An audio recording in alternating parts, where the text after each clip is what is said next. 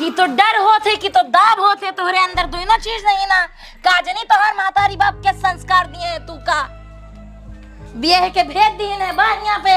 जा बच्ची परेशान करो अपने सास का, सब सामान इधर उधर बहा दे हैं, कोनो काम न करे का न काज करे का।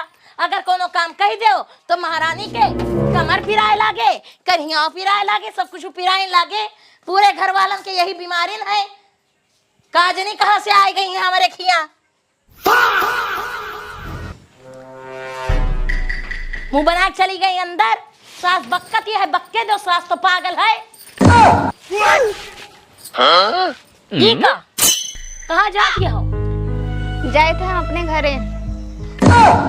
अरे महारानी, जब तू नैहरे जाती हो तो यहाँ झाड़ू पोछा के करे, कपड़ा लस्ता के धोए, कटुन्ना पछुन्ना के करे और खाना के बनाए। तुहार भूत अम्मा जी वही तक करत रहा वही करे। हम तो वैसो घर के कोनो काम नहीं करत रहन ना। काम करे के वक्त हमारी तबीयत खराब हो जात रही। नहीं जाए कहूँगा। अरे नहीं बच्ची नहीं, अरे तू चली जा, तू घरे में काम के करे बच्ची। हम तो